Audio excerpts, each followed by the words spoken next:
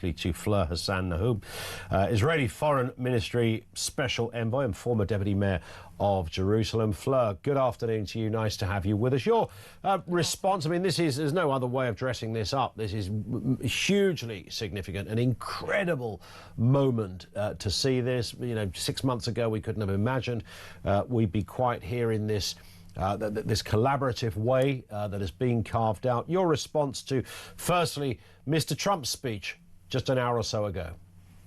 Well, I mean, he said some very Churchillian things about peace in the region, about bringing peace to Israel. He has a lot of credit in doing what he did. Nobody would have thought that Hamas would have given up every last living hostage. Nobody could have seen this, because that was the leverage this genocidal terrorist group had.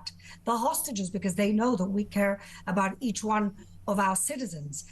So he came here and he gave this incredible speech. And then I'm not sure you saw the whole speech, but he riffed quite a lot. Yeah. He's very entertaining. He's very funny. But ultimately, what he has shown is that he's a true friend of Israel. He's a true friend of civilization and the free world. He understands that the enemy of the free world is the same enemy that Israel has, which is Islamic fundamentalism, which is the forces of evil and destruction. And he has managed to bring forth the Sunni moderate Arab countries, the countries that actually understand that they want peace and prosperity and not death, cult, and destruction. He's managed to bring them in. He did this 5 years ago with the Abraham Accords, and now he's extending that circle of countries in the region that want peace and prosperity, and basically said to them, look, you can choose the path of destruction, of supporting Hamas, of supporting jihadi terrorism, or you could choose prosperity with the United States as an important ally. To me, this is exactly what he said to Qatar and exactly what he said to Turkey, because these two countries are playing both games. They are basically the countries that are for the Muslim Brotherhood at the moment. And I really think that quite brilliantly, Trump has given them this choice. Which path do you want to take? And that's why we got to this moment. But of course, Fleur, and this won't be lost on you or anybody else, really, we have to... There's a little bit of keeping our fingers crossed. We've been in many positions over the last 20, 30 years and beyond where, you know, it's looking as if there might be some kind of deal, whatever solution people prefer. It could well be that we're ahead, oh no, and then it's gone again. There are some obvious figures lurking in the wings that could probably, if the truth be known, right now would willingly tear down this deal, and there'll be people within Hamas that would feel that way. At the moment, they are endorsing everything. We have Iran, of course, which will forever be that backdrop to all matters nefarious in the Middle East, I guess. What is your hope for that? And is hope the only thing we can cling on to here? That's a great question. You know, I moved to Israel 24 years ago when I thought we were on the cusp of peace with Arafat, and look how that turned out. Israel has offered the Palestinians a state 5 times, and they've been much more invested in the destruction of the state of Israel than they've ever been invested in building anything for themselves, and that really is the crux of the conflict. But what Trump is doing or saying is actually very smart.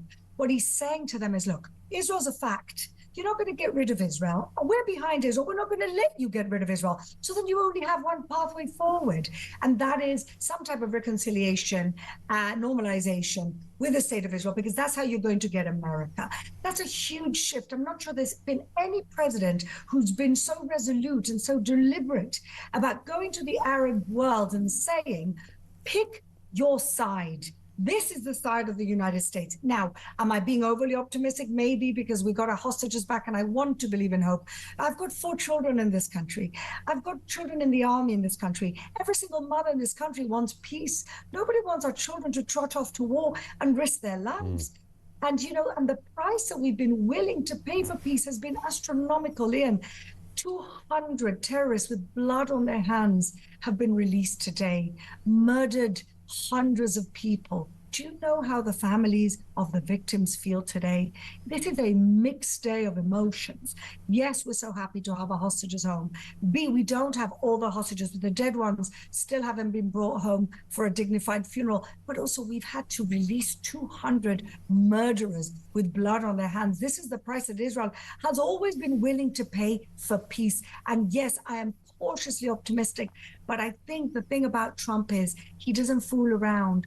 and he speaks their language, not literally, but he speaks the language of peace through strength, not peace through appeasement and capitulation, which has been the last decades of diplomacy around the world with the Arab world. He says no, he puts a gun on the table and he said, you take it or leave it, but this is what I have to offer you.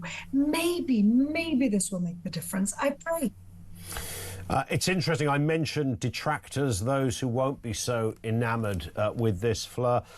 You don't have to look in some dark alleyway in the middle of Gaza to find a group that have a very different view. You just have to look to London in the UK to see 500,000 people protesting. They call them pro-Palestinian protests. They're not. They're anti-Jew, they're anti-Israel. They always have been. And they were out this weekend. What does it take for these people to shut up? Well, the destruction of Israel. You see, that's what these people want. They say they want to free Palestine. What does free Palestine mean to them when they say from the river to the sea? That is a chant for the destruction of the state of Israel, whether they know it or don't. Where are we supposed to go? This is our ancestral homeland. We were winning, always to share it. But they were not willing. They didn't want to compromise.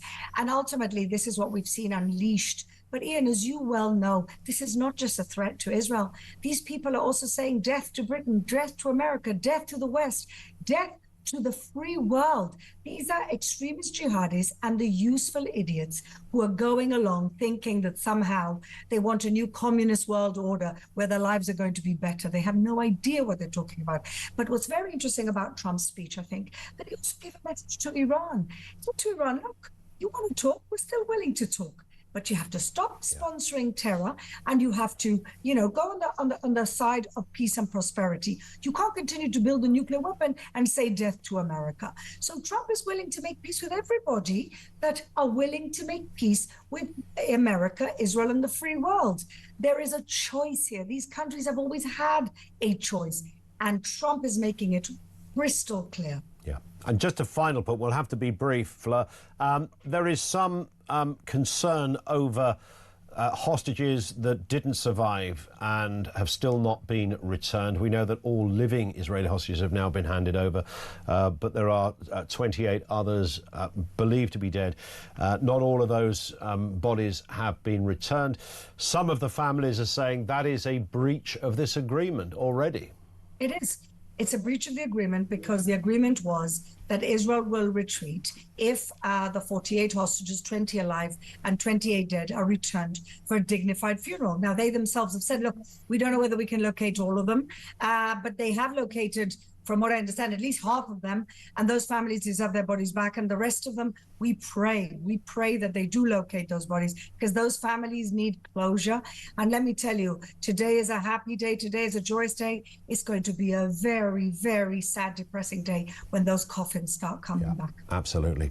Fleur, lovely to have you on with us. Great to speak. Thank you, Fleur. Hassan-Nahoum, Israeli Foreign Ministry Special Envoy, also former Deputy Mayor of Jerusalem.